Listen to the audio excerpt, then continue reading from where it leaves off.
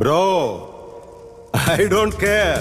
ഞാൻ റോസ്റ്റ് ചെയ്യാൻ പടമില്ലാതെ എപ്പോൾ കഷ്ടപ്പെട്ടിരുന്നാലും കന്നഡയിൽ നിന്ന് നല്ലൊരു ബ്ലോക്ക് ബസ്റ്റർ പടമായി ബല്ലയെത്തും.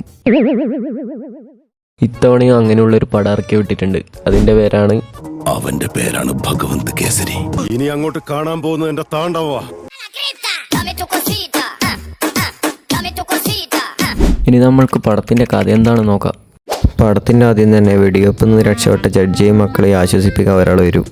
നിങ്ങളുടെ പേടി മാറാൻ പറ്റിയ നല്ലൊരു കഥ ഞാൻ പറയാം. ഒരു കഥ കേട്ടിട്ട് കുറച്ച് നാളായി. നല്ല മൂട് പറവച്ച. എന്താ പറയട്ടെ? കുഞ്ചിയമ്മക്ക് 5 മക്കളായിരുന്നല്ലോ, 5ാമനോന് കുഞ്ചു ഞാനായിരുന്നു. വല്ല ഡോറയുടെയും കഥ പറഞ്ഞു കൊടുക്കേണ്ട കുട്ടികൾക്ക് ഇയാൾ പറഞ്ഞു കൊടുത്ത കഥയൊന്ന് കേൾക്കാം. കഥയുടെ പേര് കാടിന്റെ മകൻ. നിന്റെ അടുത്ത് ഞാൻ എന്തോ ഉണ്ടാക്കാൻ വന്നു. സി ബ്ലോക്കിലെ ഭഗവന്ത് കേസരി ഉണ്ട് സാർ. ഈ പോലീസുകാരൻ ഇത്ര കോൺഫിഡൻസോടെ പറയുന്നത് കേൾക്കും വിചാരിക്കും ഭഗവന്ത് കേസരി അവിടുത്തെ ജയിൽ സൂപ്രണ്ടാന്ന്. എന്നാലല്ല, അയാൾ അവിടുത്തെ ഒരു കുറ്റവാളിയാണ്. ഇയാളുടെ ഈ ഹൈപ്പെല്ലാം കേട്ട് നമ്മൾ ഭയങ്കര മാസ് എൻട്രി പ്രതീക്ഷിച്ചെങ്കിലും അണ്ണൻ ഇപ്രാവശ്യം ഒരു വെറൈറ്റിയാണ് പിടിച്ചത്.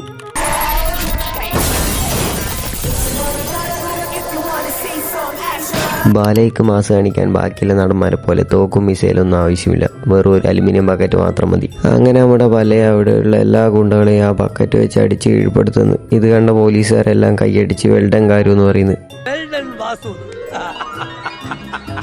എന്നാലും ഒരു ജയിലിൻ്റെ ഉള്ളിൽ ഇങ്ങനെയൊക്കെ നടക്കുമോ? നടക്കുമായിരിക്കും, എന്തൊക്കെ ആവട്ടെ. ബാക്കിയുള്ള കുറ്റവാളികളെല്ലാം ജയിൽ പണിയെടുത്തുകൊണ്ടിരിക്കുമ്പോൾ ബാലയെ മാത്രം എസ്ഐയുടെ മകളിലൂടെ കളിച്ചുകൊണ്ടിരിക്കും. അണ്ണൻ ഇവിടുത്തെ ബാക്കിയുള്ള കുറ്റവാളികളെപ്പോൾ ലോ ക്ലാസ് അല്ല, കുറച്ചൊരു ഹൈ ലെവലാണ്. എസ്ഐയുടെ മകള് അണ്ണനെ വിളിക്കുന്നത് തന്നെ സൂപ്പർമാൻ എന്നാണ്. തല്ലിയില്ലേ, നിങ്ങളാരാ സൂപ്പർമാനാണോ?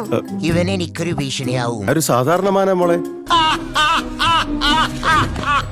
സൂപ്പർമാൻ തന്നെയാ. ഈ മണ്ടത്തരം കേൾക്കുന്നിടയിൽ അടുത്തൊരു മണ്ടന്റെ ഡയലോഗ്. ജീവൻ നിങ്ങൾ രക്ഷിച്ചു, ഞാൻ വേണമെങ്കിൽ ഒരു 500 കോടി രൂപ. 500 രൂപ തരാ പറയുന്ന പോലെയാണ് ഇയാൾ 500 കോടി തരാ പറയുന്നത്. പെട്ടെന്നൊരു ദിവസം ബാലയുടെ അമ്മ മകനെ കണ്ടാൽ മാത്രമേ മരിക്കൂ എന്ന് പറയുന്നു. അത് നമ്മുടെ എസ്ഐ സാധിച്ചു കൊടുക്കുന്നു. ബാലയെ കണ്ട സ്പോട്ടിൽ തന്നെ ബാലയുടെ അമ്മ മരിക്കുന്നു.